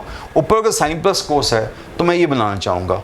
ओके, साइन क्यों, क्योंकि ये बनाने से क्या होगा, साइन का डेरिवेटिव कोस माइनस कोस का डेरिवेटिव प्लस साइन, नीचे फंक्शन बन जाएगा, ऊपर डेरिवेटिव बन जाएगा। मैं ट्राई करूँगा कि इसको मैं ये बना दूँ क्योंकि इसका डेरिवेटिव ऊपर मेरे पास है, साइन का डेरिवेटिव कोस, कोस का माइनस कोस का डेरिवेटिव प्लस साइन। तो अगर ये बनाना चाहते हो तो डिनोमिनेटर में क्या करना पड़ेगा, डिनोमिनेटर में चेंजेस क्या करने पड़ेंगे। अगर मुझे 1 माइनस दैट बनाना है तो मैं डिनोमिनेटर को सीधा लिख देता हूँ, ऐसा लिख, आप चेक करोगे ठीक लिख रहा हूँ मैं, डिनोमिनेटर को ऐसा लिख दिया मैंने, देखो बन गया, वही बन गया, 1 माइनस साइन टू एक्स भी बन गया और डिनोमिनेटर भी सेट हो गया। तो ये आपको हम सिखाते हैं क्लासेस में। सो ये हम यहाँ पहुँच गए, तो 0 to 4 ये बन गया 4 माइनस वाली चीज़ मैंने बताई थी, साइन माइनस कॉस का स्क्वायर बन गया, ठीक है ना। ये सीधा बन गई साइन माइनस कॉस का स्क्वायर, वो मैं बता चुका हूँ, तभी हार्ड वर्क हम पहले करके रखते हैं अपने पास, क्यों हमें पता है चीज़ बड़ी कॉमन चीज़ है। तो ये यहाँ तक पहुँच गए, जब यहाँ पहुँच गए तो ये आपका फंक्शन हो गया, ये ऊपर डेरिवेटिव हो गया। सो आपकी इंटीग्रेशन बन गई 0 to 4, आपकी इंटीग्रेशन क्या बन गई 0 to 4 dt by 4 minus T square. देखा कितनी फास्ट पहुँच गया, अदरवाइज ये क्वेश्चन इतनी आसानी से नहीं होता, ये बाई चांस हमें ट्रिक पता था तो बड़ी जल्दी पहुंच गए हम। सो यहाँ तक हम पहुंच गए, ठीक है। 0 to 4 मैंने अभी लिमिट चेंज नहीं की, लिमिट को भी चेंज करने वाली बात होती है, लिमिट्स भी यहाँ चेंज करते हैं क्योंकि मैंने वेरिएबल चेंज कर लिया, लिमिट चेंज नहीं की। वैसे कोई लिमिट को भी लगाओगे ना, अभी लिमिट पहले हम इंटीग्रेशन कर लेते हैं फिर हम बाद में लिमिट लगाएंगे। ओके, इसकी इंटीग्रेशन क्या है, इसकी इंटीग्रेशन 1/2a, आपको याद होगा मैं फार्मूला, देखो हर चीज़ का मुझे फार्मूला लिखना पड़ रहा है, उसको लिखने में टाइम वेस्ट हो रहा है मेरा। आपको याद है कि कभी ऐसी इंटीग्रेशन आए तो इसका फार्मूला क्या होता है, 1/2a log of mode a plus x by a minus x, ये आपको इंटीग्रेशन पता होनी चाहिए। तो 1/2a मीन्स 2 × 2 4 हो गया, log of 2 + t by 2 minus T, ये इसका आंसर होना चाहिए प्लस c। ओके, 2a यहाँ a क्या है, 2 यहाँ पर 2 का स्क्वायर है तो a आपका 2 है। ओके, 4 मीन्स 2 का स्क्वायर, सो ये हमारे पास आ गया। अब t की वैल्यू को डाल देंगे हम, उसके बाद अपर लिमिट माइनस लोअर लिमिट करेंगे। हमने लिमिट को चेंज नहीं किया, लिमिट को 0 to 4 ही रहने दिया हमने। लिमिट 0 to 4 थी ना स्टूडेंट्स, क्या थी 4 नहीं थी, 0 to π/4 थी। चलो जो भी थी उसको लिमिट को हम चेंज नहीं कर रहे, लिमिट जो थी 0 to π/4 थी। चलो जो लिमिट्स थी, लिमिट्स को तो अभी तक हमने यूज़ नहीं किया, और लिमिट को मुझे लगा 0 to 4 तो मैंने वैसे बोल दिया 0 to π/4 थी, तो उसको हम यूज़ नहीं कर रहे अभी। ओके, तो ये हम इंटीग्रेशन कर चुके हैं। अब इस इंटीग्रेशन में टी की वैल्यू वापस डाल दो, फिर अपर लिमिट माइनस लोअर लिमिट कर लो, ठीक है। समझ आ गया, मैंने एक तो ये चीज़ यूज़ की है और नंबर 2 मैंने इंटीग्रेशन के लिए फॉर्मूला यूज़ किया है। अगर ये आपको समझ आ गया, अब इसके बाद बस आपने उसको डाल देना टी की वैल्यू को, फिर आपने अपर लिमिट माइनस लोअर लिमिट कर लेनी है। ओके, तो करने की जरूरत है मुझे बताओ, 1/4 log ऑफ 2 + t, यहाँ पर टी क्या है, टी मेरे पास है sine minus cos by 2 minus sine minus cos. अब आप upper limit minus lower limit डाल दो, लोअर लिमिट 0 है, अपर लिमिट π/4 है, उसको पुट कर सकते हो आप। ओके, हमने यहाँ पुट कर दी हुई है, देखो आप, तो पुट करने के बाद आंसर आ रहा है। अदरवाइज आराम से पुट करो, आपके ऊपर है। तो साइन 45 डिग्री 1/√2, कोस 45 डिग्री 1/√2, तो आसानी से दिख रहा है मुझे, बड़ी आसानी से दिख रहा है, कोई ज़्यादा मुझे प्रॉब्लम दिख नहीं रही। ओके ओके, हो जाएगा स्टूडेंट्स आपसे। अब आप लिमिट्स डाल देना। ओके, क्लियर है स्टूडेंट्स, यहाँ तक आप करके, बाकी आप देख सकते हो यहाँ तक मैच हो गया मेरा आंसर, ये भी हो गया, ये भी हो गया। इसने टी को चेंज कर लिया, इसने limit upper limit lower limit change कर ली। मैं कहता हूँ सीधे ही π/4 डाल दो, आपको चेंज करने की जरूरत नहीं है। ओके, चेंज करना चाहते हो तो आपके ऊपर है, नहीं तो नहीं भी चेंज करोगे तब भी कोई प्रॉब्लम नहीं है। ओके, और अच्छी बात यह है कि π/4 डाल के साइन π/4 cos π/4 सेम होता है, तो ये 0 हो जाएगा, ये भी 0 हो जाएगा। मैं ऐसा करता हूँ, मैं डाल ही देता हूँ आपके लिए। यहाँ तो मैं डाल देता हूँ तो क्या होता है, अपर लिमिट क्या बनती है, अपर लिमिट बनती है 2 + 0 बाई 2 माइनस 0। देखो कितनी अच्छी बात हुई, अपर लिमिट तो ये बन गई, कुछ नहीं हुआ, मीन्स कुछ हुआ ही नहीं। ओके, लोअर लिमिट 0 डालूंगा तो क्या बनेगी, 0 डालता हूँ तो बन गई साइन 0 cos 0 1, ऊपर 1 आ गया, साइन 0 cos 1 नीचे 3 आ गया। ओके, मैं देख रहा हूँ जल्दी से, नीचे ऐसे आ गया। ओके, मैं जल्दी कर रहा हूँ, आराम से कर लेना। 1/4 ये log 1 0 हो गया, ये आपका माइनस log 1/3 आ गया, ये आपका माइनस log 1/3 को उल्टा दोगे तो log 3 हो जाएगा, तो 1/4 log 3 आपका, यस अब आपका आंसर मैच हो गया। ओके तो जैसे मर्जी करो, मैंने कर इसलिए दिया कि आपको ऐसा लगे कि मैंने क्वेश्चन बीच में छोड़ दिया, अदरवाइज ये क्वेश्चन इतना मेन काम ये होता है उसका आगे लिमिट्स को पुट करना, तो आपको पता ही कैसे पुट करते हैं। आपका आंसर आ गया 1/4 log 3। सो क्वेश्चन नंबर 13 हमारा हो गया, अच्छा क्वेश्चन था ना। क्वेश्चन नंबर 14, क्वेश्चन नंबर 14 जो है वो क्या है, देखो क्वेश्चन नंबर 14 में अगेन इंटीग्रेशन है, वो 0 to a इंटीग्रेशन है। 0 to a इंटीग्रेशन है तो पहला दिमाग हमारा यही काम करता है, कभी 0 to a इंटीग्रेशन आती है तो पहला हमारे माइंड में चीज़ आती है कि हम ये लगाएं, हमारे पहले ही माइंड में चीज़ आती है कि हम ये लगाएं तभी फ़ायदा होगा। सच में ठीक कह रहे हो, अब ये लगाना चाहिए हमें। तो 0 to पाई यहाँ पर है, तो यहाँ पर इस इंटीग्रेशन को पहले आई बोल दो, तो x को डाला a minus x means pi minus x, तो साइन पाई माइनस एक्स। देखो अगर माइंड में कर सकते हो तो आपके ऊपर है, मैं तो आराम से करके दिखा रहा हूँ। 1 प्लस कॉस स्क्वायर पाई माइनस एक्स, हमने x को डाल दिया a माइनस एक्स। अब उससे क्या फ़ायदा हो गया, उससे फ़ायदा ये हो गया कि 0 to pi pi minus x, sine pi minus x sine x ही रह गया, कॉस के पाई माइनस एक्स कॉस के एक्स ही रह गया। देखो ये मैं कह रहा हूँ बड़ी फास्ट चीज़ होती है, मैं तो आपको आराम से लिख के दिखा रहा हूँ। ये पाई वाले को अलग कर दिया, पाई बाई 1 प्लस कॉस के एक्स अलग कर दिया, और ये वाले को अलग कर दिया। अब इससे फ़ायदा क्या होने वाला, आपको दिख रहा होगा क्या फ़ायदा होने वाला है कि आपका आई वापस आ गया। 0 to पाई ये आपका आई ये वापस आ गया, जो क्वेश्चन था आपका आई वो आई आपका वापस आ गया, ये आई था ये भी आई वापस आ गया। सो ये ऐसे क्वेश्चन में ऐसे ही होता है। Okay so I is not equal to, वो भी आई हो गया, ये भी क्या बन गया बच्चों, ये आपका क्या बन गया, ये आपका आई बन गया है ना, वापस आई बन गया। माइनस आई है, इधर आके 2i हो जाएगा, आई इधर आके 2i हो जाएगा, 2i माइनस आई इधर आके आई था, इधर भी आई था, आपका क्वेश्चन भी आई था, आई मीन्स गिवन इंटीग्रेशन वही वापस आ गई है, माइनस आई इधर आके 2i हो गया। So 2i is equal to now only this integration, ये इंटीग्रेशन आ गई बस 0 to pi 1/1 plus cos square. अब आपको सिर्फ ये इंटीग्रेशन करनी है। Okay 0 to pi 1/1 plus cos square, pi को भी बाहर ले लिया। 1/1 प्लस कॉस स्क्वायर तो इंटीग्रेशन, अच्छा इंटू कुछ और भी था क्या, हाँ सॉरी एक और भी था, पाई इंटू साइन एक्स भी था साथ में, या पाई इंटू साइन एक्स भी था, वही मैं देख रहा था कि ऊपर की चीज़ कहाँ गई। ये पाई इंटू ऊपर साइन एक्स भी है, और फिर तो बड़ी अच्छी बात होगी, ऊपर साइन एक्स है फिर तो क्वेश्चन आराम से खत्म हो गया। क्यों, कॉस को टी मानोगे तो minus sine x D x D T हो जाएगा, अब तो और भी अच्छी बात होगी। ओके अगर ऊपर पाई ऊपर साइन ना होता फिर हम फंस गए थे थोड़ा सा, अब तो ईजी हो गया। तो अब क्या हो गया, ये आपके पास कॉस को टी माना, ऊपर क्या हो गया इंटीग्रेशन, कॉस को टी माना, कॉस को टी माना 1 प्लस टी स्क्वायर, ऊपर होगा माइनस डी टी। ओके मैं लिमिट्स को भी चेंज नहीं किया, लिमिट्स को मैंने भी डाला ही नहीं, अभी लिमिट्स बाद में देखेंगे हम। ये हमारे पास आ गया, ये हो गया minus pi tan inverse T, आपकी इंटीग्रेशन आ गई। क्या इंटीग्रेशन होगी, tan इनवर्स टी। ओके अभी लिमिट्स को नहीं मैं डाल रहा, क्यों टी को मैं वापस डाल देता हूँ, तो लिमिट्स को सेम की सेम रहने दो। Minus pi tan inverse T क्या था, टी मेरे पास था कॉस एक्स, टी में अब आप लिमिट्स को भी जो ओरिजिनल लिमिट्स थी वही लेने दो 0 to पाई। मैंने लिमिट्स को चेंज नहीं किया, वहाँ पर चेंज करने में टाइम वेस्ट हो जाता है, अगर मैं टी को वापस चेंज करूँगा तो आपका टाइम वेस्ट हो जाएगा। मैं टी को टी रहने दिया, इसकी इंडिकेशन tan इनवर्स टी बन गई, टी को वापस क्या डाल दिया, कॉस एक्स डाल दिया। अब डाल सकते हो, अब आप कोस पाई डालो, अगर अपर लिमिट डालोगे माइनस पाई कोस पाई -1 होता है, तो -1 पे tan क्या बनता है, माइनस पाई 4 बन जाता है। 0 पे cos 0 1 होता है, वहाँ पर पाई 4 बन जाता है। ओके ये हमारे पास आ गया। सो ये हमारे पास आ गया, ये पाई/2 माइनस माइनस प्लस हो गया, ये पाई/2 बनेगा, तो पाई²/2 आपका आंसर आना चाहिए। बड़ा अजीब सा आंसर आ रहा है, पाई²/2 2 पाई/4 पाई²/2, हाँ सॉरी ये पाई²/2 आ रहा है, ठीक है, बट आपने शायद देखा नहीं, इक्वल टू 2i भी है, 2i इज इक्वल टू पाई²/2। मैं भी मुझे लगा कि आंसर मेरा मैच नहीं हो रहा, तो आंसर मैच हो गया। क्यों, बिकॉज अभी यहाँ पर 2i है, सो 2i इज पाई²/2। आपने क्या देखा, 2i इज पाई²/2, सो i मेरे पास आ गया पाई²/4। यस अब आया बिल्कुल परफेक्ट आंसर। ओके सो छोटी छोटी बातें हैं, थोड़ी सी पेशेंस कई बार डी में काम आती है। आपको इंटीग्रेशन कई बार आसान होती है, पर इंटीग्रेशन के बाद जब आंसर निकालना होता है वहाँ आपको अलग से थोड़ी पेशेंस चाहिए होती है। ओके यहाँ पाई डाला, cos पाई -1 होता है, -1 पे tan इनवर्स क्या होता है, -पाई/4।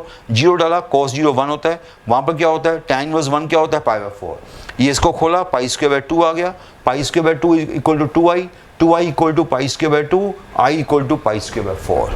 सो अच्छा क्वेश्चन था ये वाला भी। ओके ऐसे क्वेश्चन अच्छे क्वेश्चन है, मैं इसको मुश्किल क्वेश्चन नहीं कहूँगा, इसको मुश्किल क्वेश्चन नहीं कहेंगे, इजी क्वेश्चन था, और थोड़ा सा लास्ट में थोड़ा बोरिंग हो गया था, अदरवाइज क्वेश्चन इजी था।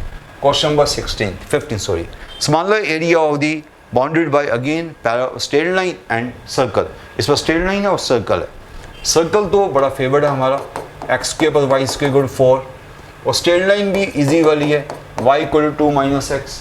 एक सर्कल एक स्ट्रेट लाइन है। पहले शेप बनाओ। सर्कल की शेप तो वैसे भी सभी बच्चों को पता है, सेंटर 0, रेडियस 2। लाइन जो है y इक्वल टू 2 - x, तो ये लाइन को थोड़ा बनाना चाहते हो तो बना लो, अदरवाइज लाइन को आप ऐसा ही बोल सकते हो x plus y equal to 2। Okay, make intercept. देखो बच्चों, ये आपके ऊपर डिपेंड होता है कितनी आपकी 2D अच्छी है। Make intercept 2 on x axis, 2 on y axis, और सर्कल का सेंटर भी रेडियस भी 2 है, तो लाइन आपकी पास करेगी, ऐसे लाइन पास करेगी, जो मैंने देख लिया, जल्दी से देख लिया। Line makes intercept 2 on x axis, 2 on y axis. Line makes intercept, यार बताओ मुझे, या तो आप ऐसा करो, x को 0 डालो, x को 0 डालो तो y 2 आ रहा है। अब ऐसा चेक करो, x को 0 डालो y 2 आ रहा है, y को 0 डालो x 2 आ रहा है, तो मीन्स लाइन आपकी यहाँ पास कर रही है 0 to 2 0 से। अदरवाइज जिसको लाइन का फार्मूला आता है वो सीधा बोल सकता है कि इंटरसेप्ट फॉर्म है x/a plus y/b equal 1, intercept form है तो पासिंग थ्रू 2 0 0 2 है, तो लाइन ही होगी। ये सर्कल हो गया, तो ये वाला एरिया मुझे चाहिए। एरिया ऑफ क्या कह रहे हैं, smaller area of the bounded by this, तो ये वाला मुझे एरिया चाहिए, बस इतनी सी बात है।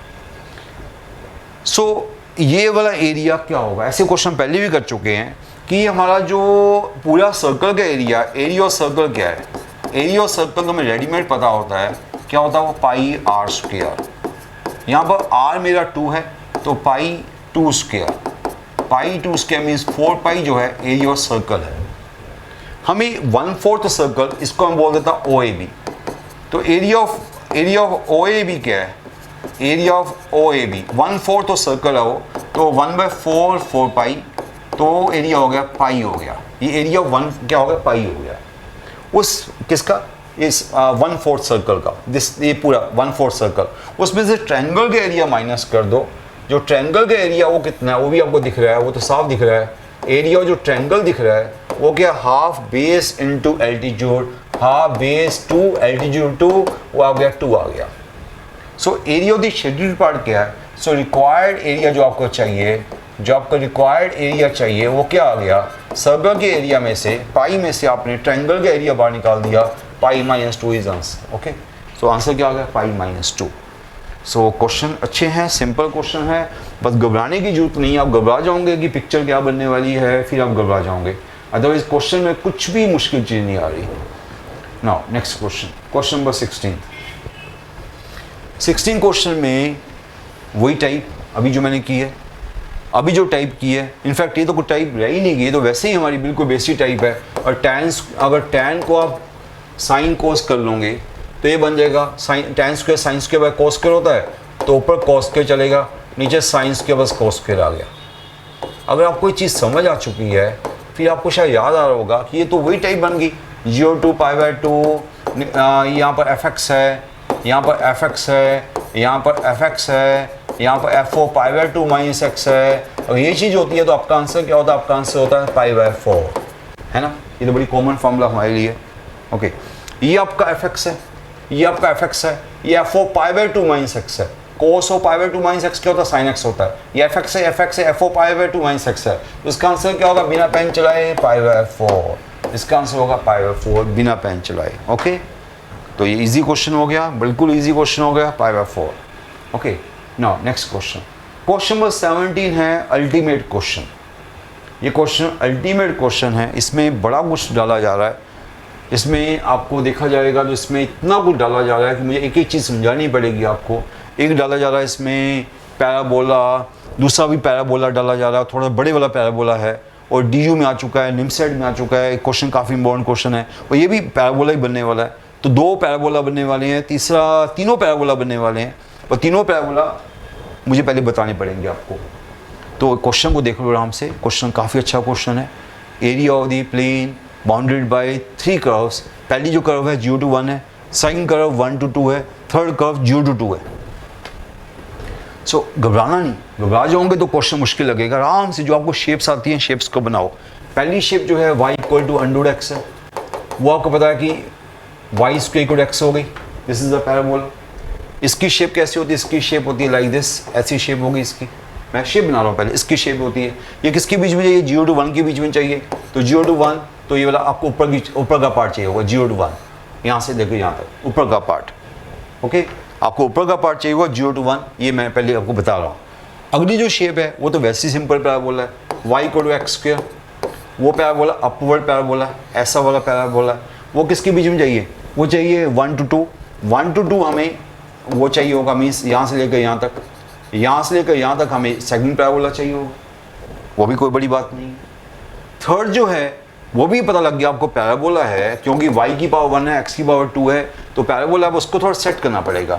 उसको पहले मैंने ऐसा लिखा और +4 को मैं +4 ही रहने देता हूँ, तो ये बन गया y -4 माइनस, इसको भी थोड़ा सेट किया, 1 ऐड कर लिया, -1 + 1, ये आ गया y -5 = ये पैराबोला बन गया। अगर मैं गलती नहीं कर रहा, मैं दोबारा चेक कर लेता हूँ कि ये बना नहीं बना। देखो स्टूडेंट्स, पहले मैंने इसको -x² -2x + 4 को मैंने ले लिया, +4 1 ले गया, फिर -1 ऐड किया, +1 ऐड किया, बिल्कुल ठीक है। सो थर्ड पैराबोला ही बन गया। ये पैराबोला किस शेप का होगा, थर्ड पैराबोला जो है वो आपका x की पावर 2 है, y की पावर 1 है, तो ये पैराबोला आपका होगा डाउनवर्ड पैराबोला हो गया। ये डाउनवर्ड पैराबोला है विद वर्टेक्स 1,5, ये डाउनवर्ड पैराबोला है विद वर्टेक्स 1,5, तो इसका थोड़ा पैराबोला जो है वो डाउनवर्ड बन गया विद वर्टेक्स 1,5, ये 1 है, ये 5 है, तो 1,5 पे डाउनवर्ड जाएगा, 1,5 पे डाउनवर्ड जाएगा। मैं इधर से भी कुछ नहीं बना रहा, ऐसा पैराबोला जाएगा, 1,5 से डाउनवर्ड जाएगा। और ये मुझे किसके बीच में चाहिए, मुझे चाहिए 0 to 2 के बीच में चाहिए पैराबोला, किसके बीच में, सॉरी 1 to 2, तीसरा पैराबोला किसके बीच चाहिए, 0 to 2 के बीच में चाहिए। ये पैराबोला चाहिए 0 से लेकर अप टू 2, मुझे ये पैराबोला यहाँ से लेकर यहाँ तक चाहिए। तीनों शेप्स मैं आपको दिखा रहा हूँ, ओके। अब तीनों शेप्स को इकट्ठा बनाना है, ये मेन बात है। तीनों शेप्स को इकट्ठा बनाओ, तो तीनों शेप को इकट्ठा बनाने का टाइम आ गया। सो पहला जो पैराबोला है 0 to 1 है, 0 to 1 दिस पैराबोला, 0 to 1, देखो 0 to 1 मैंने बना लिया, ये वाला पैराबोला देखा आपने, आराम से देखते रहो। 1 to 2 ये वाला पार्ट लेना मुझे, ये वाला पार्ट 1 to 2, इस पैराबोला को थोड़ा सा मैं 2 पे ऊपर उठा देता हूँ, 1 to 2, देखो यहाँ मैंने ब्रेक ले ली, 1 to 2 मैं ऐसे चले गया, देखो ये वाला पार्ट ले लिया 1 to 2, ओके, दो पार्ट्स बन गए, बड़े इजीली बन गए। जो थर्ड पार्ट है वो 1,5 पे उसका वर्टेक्स है, 2 पे क्या वैल्यू आ रही है उसकी, 2 पे वैल्यू आ रही है, मैं वैल्यू देख लूँ, 2 पे उसकी वैल्यू आ रही है, x को 2 डालूंगे y 4 आएगा, x को 2 डालूंगे तो y 4 आएगा, तो ये 1 to 2 जाना, पहले 1 to 2 के नाम इसको कहेंगे 1 to 2, तो 2 पे पॉइंट आ गया 2,4 आ गया, 2,4, 2 डालोगे तो इसकी वैल्यू 4 आ रही है। तो दूसरा 1,5 यहाँ कहीं होगा, थोड़ा ऊपर ले लेता हूँ, 1,5 यहाँ कहीं होगा, 1,5 पे पैराबोला डाउन गिरेगा, ये पैराबोला डाउन गिरेगा, तो आपको ज़्यादा भी नहीं देखना, आप ये देख लो कि ये पैराबोला उसके साथ 2,4 पे मिलेगा क्या। x को 2 डालो ये पैराबोला में, x को 2 डालो थर्ड पैराबोला में, थर्ड पैराबोला में x को 2 डालो, x को 2 डाला थर्ड पैराबोला में, मैं देखना चाहता हूँ कि क्या वो पैराबोला इस पॉइंट से पास करेगा नहीं करेगा। x को 2 डाला तो 1 -1, हाँ y4 आ गया, वेरी गुड, x को 2 डाला y4 आ गया, मीन्स वो पैराबोला यहाँ से भी पास करेगा, यहाँ से पास करेगा, इस पॉइंट से पास करेगा। अब यहाँ से वैसे इसका तो कोई प्रॉब्लम नहीं, कहीं भी से कट मार सकता है, ओरिजिन से तो पास नहीं कर रहा, तो इधर से कोई इशू नहीं, इधर भी वैसे देखना तो देख सकते हो आप, इधर आप x को 0 डाल के देखो, x को 0 डालोगे तो x को 0 मैं कहाँ ओरिजिनल में डालूँ, x को 0 डाला, ये -1 आ गया, y4 आ गया, 0 पे 4 आ गया, तो 0 पे 4 आ गया मीन्स कि वो ऐसा कुछ होगा, तो पैराबोला कुछ, मैं देखूँ दोबारा से, x को 0 डाला तो 1, x को 4 डाला 0 डाला सॉरी, ये -1 हो गया और y4 हो गया, बिल्कुल ठीक है, तो 0 4 ऐसा कुछ हो जाएगा। तो पैराबोला जो है थर्ड वाला वो ऐसे कुछ जा रहा होगा, ऐसे, पर आपको जो चाहिए वो चाहिए कहाँ पे चाहिए आपको पैराबोला, आपको पूरा एरिया निकालना है और बाउंड्री निकालना तीनों का, तो आपको जो एरिया निकालना हो इस पार्ट का एरिया निकालना है, दिस शेडेड पार्ट, आपको इस शेडेड पार्ट का एरिया निकालना है बस। अब मेरा मेन काम हो चुका हुआ है, ये आपको शेडेड पार्ट का एरिया निकालना है। अब आप सोचो कि क्या करना चाहोगे, आपको मैंने पूरा ग्राफ बना के दिखा दिया, ये पार्ट 0 to 1, 0 to 1, ये वाला पार्ट लिया, देखो आप 0 to 1 ये वाला पार्ट लिया, 1 to 2, 1 to 2, 1 to 2 ये वाला पार्ट लिया, देख सकते हो इतना सा पार्ट लिया 1 to 2, और 2 से 0 to 2 पैराबोला ऐसे वाला आ गया 0 to 2, और मैंने आपको थोड़ा दिखा भी दिया, वैसे इस पॉइंट की आपको जरूरत नहीं थी, मैंने वैसे बना दिया। हाँ उस पॉइंट की जरूरत थी कि वो पॉइंट मिल रहा नहीं मिल रहा, वहाँ पे एक्स को आप एक्स को 2 डालोगे थर्ड पैराबोला में तो वाई 4 आएगा, तो वो पैराबोला इस पॉइंट से पास कर रहा है, उधर कहाँ जा रहा है उसकी इतनी टेंशन नहीं थी मुझे, वैसे तो साफ दिख रहा है कि वो इधर से ऐसे ही पास करेगा। सो ये हमारे पास बन गया। अब आपको एरिया चाहिए शेडेड पार्ट का। सो पहले तो 0 to 2 ऊपर का एरिया, 0 to 2 ऊपर का एरिया जो है वो तो एक एक्सक्लूसिव इस पैराबोला के पास है, ये तो बिग अम्ब्रेला बन गया, ये वाला पैराबोला तो बिग अम्ब्रेला बन गया। 0 to 2 आप पूरा इसको y को ले लो, तो पहला जो y है वो क्या बना, y बन गया, क्या था पहला y, क्या था y हमारे पास माइनस एक्स स्क्वायर, क्या था माइनस एक्स स्क्वायर, y क्या था minus x square plus 2x plus 4, ये आपका बन गया ऊपर का पार्ट, ये ऊपर की अम्ब्रेला बन गई, ये ऊपर की अम्ब्रेला बन गई। ओके 0 to 2 उसमें से आपको 0 to 1 इस एरिया को माइनस करना है, माइनस 0 to 1 ये वाला एरिया, ये इसका y क्या है, इसका y है 0 to 1 ये वाला था, इसका y है √x माइनस, अब ये वाला एरिया भी माइनस करना है। देखो ये दो पार्ट्स कर लिए ना मैंने, आपने एक ये वाला एरिया माइनस करना है, ऊपर के एरिया में से एक ये वाला एरिया माइनस करना है, 1 to 2 आपने ये वाला एरिया माइनस करना है। 1 to 2 कौन सा था y, 1 to 2 y था एक्स स्क्वायर। बस अब मेरा हार्ड वर्क हो गया, और सच में हार्ड वर्क था इस क्वेश्चन में। इस क्वेश्चन में आपको कॉन्सेप्ट क्लियर करने थे, तीनों शेप मैंने लला दिखाई पहले आपको, फिर जॉइंट शेप बनाई, ऊपर के एरिया में से इस एरिया में से मैंने विद एक्स एक्सिस, इस एरिया में से मैंने ये वाला एरिया का area with x axis minus कर दिया, और 1 to 2 इस एरिया, ये वाला एरिया किसका था, इसके पास था, वो मैंने माइनस कर दिया। अब इसको इंटीग्रेशन तो कोई भी स्टूडेंट कर सकता है, पावर 2 की इंटीग्रेशन पावर 3/3, पावर 1 की इंटीग्रेशन पावर 2/2, पावर 4 की इंटीग्रेशन 4x, √x की इंटीग्रेशन x की बात 3/2 x की बात 2 की इंटीग्रेशन x की बात 3/3, अपर लिमिट माइनस लोअर लिमिट। अगर आपने करना तो देख लो, अदरवाइज हमने यहाँ पर कर भी दी हुई आपके लिए, आपके लिए सब कुछ हम लेके आते हैं कि बाई चांस कोई छोटी चीज़ हम क्लासरूम में ना करें तो आपको दिखा देते हैं। देखो ये वाला हम यहाँ तक पहुँच गए थे, हम यहाँ तक पहुँच के देखा आपने। सो ये वाली इंटीग्रेशन पावर 3/3, पावर 2/2, ये आ गया है 4 की इंटीग्रेशन 4x होगी, x की इंटीग्रेशन पावर 3/2 होगी, पावर 2 की इंटीग्रेशन पावर 3/3 होगी, अपर लिमिट माइनस लोअर लिमिट डाल दी, आप चेक कर सकते हो, आपका आंसर आ गया 19/3।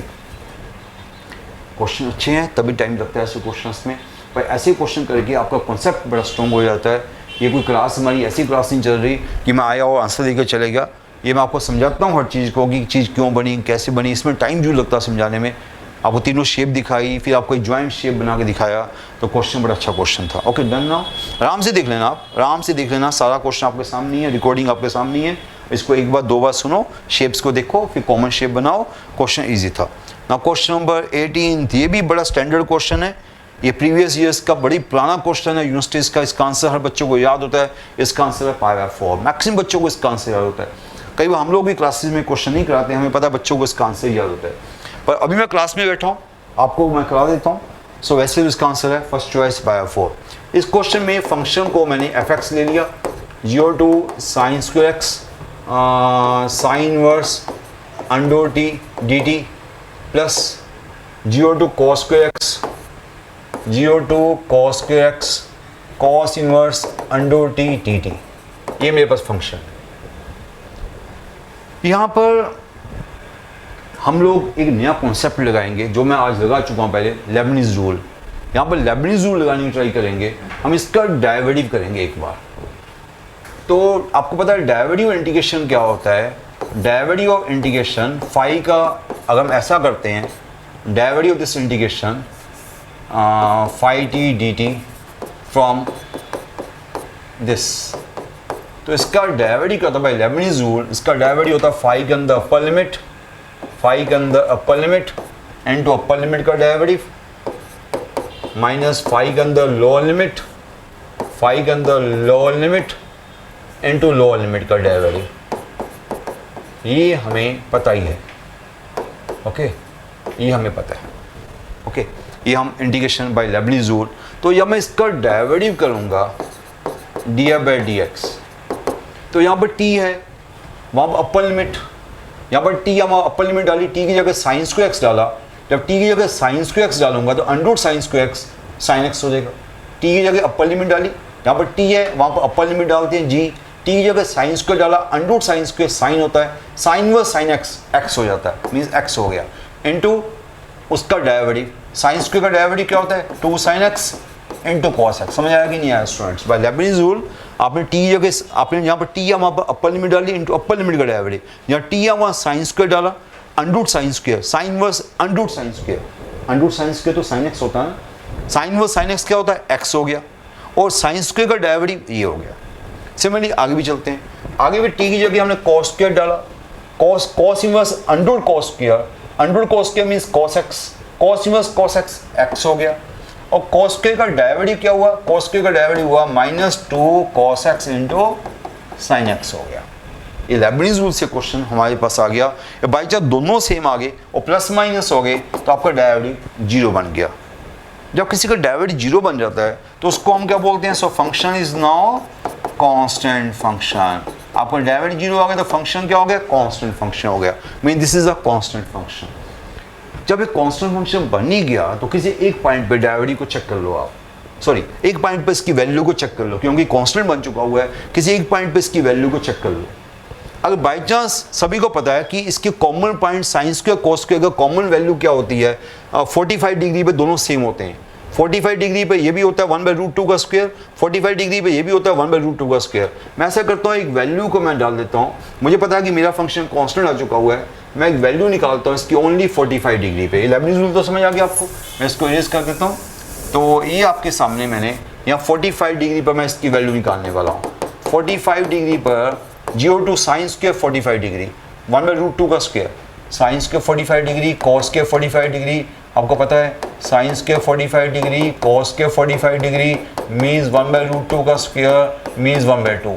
तो आपकी अपर लिमिट दोनों में 1/2 होगी। ये 1/2 साइन इनवर्स √t dt, वो भी 0 to 1/2 cos inverse √t dt।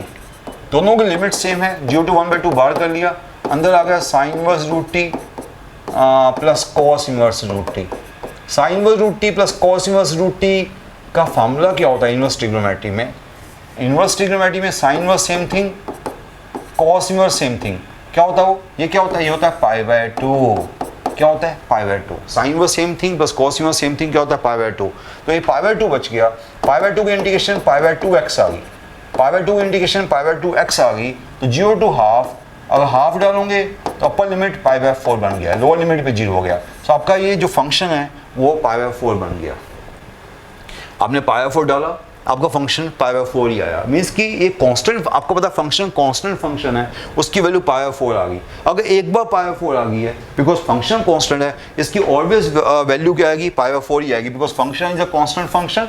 अगर आपकी वैल्यू एक बार π/4 आ गई है तो ऑलवेज π/4 आएगी। तो इसका आंसर क्या आ गया? फर्स्ट चॉइस आ गया, बिकॉज कांस्टेंट फंक्शन है तो उसकी वैल्यू हमेशा सेम रहेगी।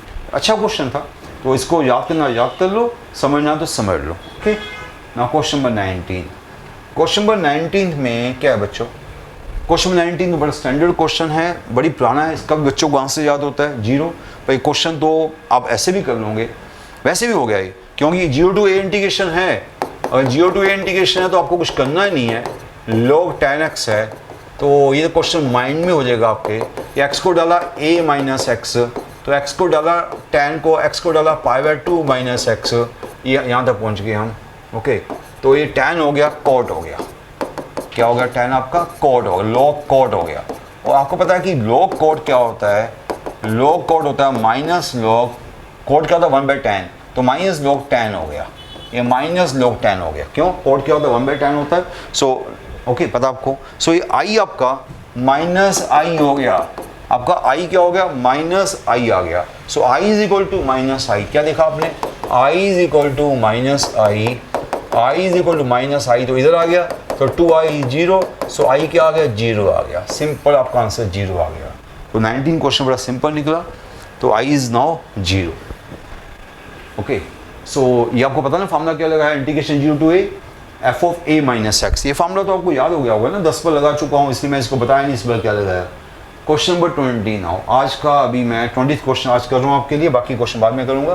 क्वेश्चन नंबर 20, क्वेश्चन नंबर 20 में आपके पास क्या है? डेरिवेटिव चाहिए। अगेन लेबनीज रूल आ रहा है, कई बच्चे लेबनीज रूल को बड़ा इग्नोर करते हैं। आपके सामने 3 क्वेश्चन में मैंने लेबनीज रूल लगाया। f(x) equal to 0 to x t sin t dt। क्या लग रहा है? Lebanese rule. फिर से लेबनीज रूल बताऊं क्या आपको? कई बच्चों को लेबनीज़ रूल नहीं याद रहता, तो मैं 2 या 3 बार उनको बताने की ट्राई करता हूँ। Phi t d t, lower limit f x, upper limit g x. तो क्या करते हैं बच्चों यहाँ पर, अपर लिमिट जी एक्स, तो पहले हम क्या करेंगे, फाई के अंदर upper limit into upper limit का डेरिवेटिव, फाई के अंदर upper limit into upper limit का डेरिवेटिव माइनस फाई के अंदर lower limit into lower limit का डेरिवेटिव। ये हम लोग करते हैं। यहाँ पर जब डेरिवेटिव मांगा उसने, क्या मांगा आपसे, डैश, एफ डैश मीन्स उसने आपसे डेरिवेटिव मांगा है। जब डेरिवेटिव मांगा है तो by this Leibniz rule t की यहाँ पर टी हम अपर लिमिट डाला x into sine x into x का डेरिवेटिव 1, यहाँ पर टी हम एक्स डाला इंटू एक्स का डेरिवेटिव 1, यहाँ टी हम 0 डाला, 0 पे तो दोनों 0 हो गए, 0। भाई आपका आंसर तो आ भी गया बिना ज़्यादा पेन चलाए, एक्स साइन एक्स। सो देखा इसमें नंबर किसके मिले आपको, लेबनीज़ रूल करने के। अगर आपको लेबनीज़ रूल पता था तभी इस क्वेश्चन को सोल्व कर सकते हो, अगर लेबनीज़ रूल नहीं पता तो इस क्वेश्चन को सोल्व नहीं कर सकते। तो ये जो नंबर मिल रहे हैं क्वेश्चन करने के नंबर नहीं मिल रहे, ये लेबनीज़ रूल लगाने के नंबर मिल रहे हैं। सो आपने देखा कि 20 क्वेश्चन आज मैंने किए हैं, और 20 क्वेश्चन में से कई क्वेश्चन बड़े क्लासिक क्वेश्चन थे, बड़े अच्छे क्वेश्चन थे। तो ये 20 क्वेश्चन नॉर्मल 20 क्वेश्चन नहीं थे, मैं आया वो करके चले गया। कुछ पैराबोला स्पेशली जो एरिया वाले क्वेश्चन थे ना, वो ज़्यादा अच्छे क्वेश्चन थे। कभी पैराबोला आ गया, कभी पैराबोला मोड आ गया, कभी मोड आ गया, कभी 3 चीज़ें इकट्ठी आ गई। तो अगर आपने 20 क्वेश्चन को सीरियसली देख लिया, और मैं कहूँगा शायद आपका एक मैथ्स का लेवल अपलिफ्ट हो जाएगा। और प्लस अभी और क्वेश्चन भी आने वाले हैं अगले लेक्चर में, तो हमारे साथ कंटिन्यू करना आप। मैंने बोला ये सीरीज़ चल रही है यूट्यूब में, हमारी ये सीरीज़ चल रही है, NIT series, PU series, other university series, plus other shortcut जो हमारे पास है उसकी टेक्निक्स की सीरीज़। तो ऐसी कई चीज़ें आपके सामने हम लेके आ रहे हैं। प्लस हमारे जो बैचेस है उसमें कुछ हम टेस्ट सीरीज़ बैच हमें लॉन्च किए हैं, वो आप देख सकते हो हमारे किसी यहाँ कॉन्टैक्ट नंबर पर जाके उनसे बात कर सकते हो। कुछ शॉर्ट क्रैश कोर्सेज लॉन्च किए हैं, वो आप देख सकते हो। प्लस जो नेक्स्ट ईयर के न्यू बच्चे हैं उनके लिए अलग से कोर्सेज लॉन्च किए जा रहे हैं, तो आप कॉन्टैक्ट नंबर पे जाकर आराम से बात कर सकते हो। और ये सीरीज़ को प्लीज़ कंटिन्यू करना, ये आपके लिए बड़ी यूज़फुल सीरीज़ है। तो जो हमारा यूट्यूब चैनल है कोर्स ID इन्फो मैथ्स, उसको सब्सक्राइब करो, और जो हमारी ऐप है कोर्स ID उसको डाउनलोड करो, तो ये सारी चीज़ें आपको मिलती जाएंगी बार बार। Okay students, thank you.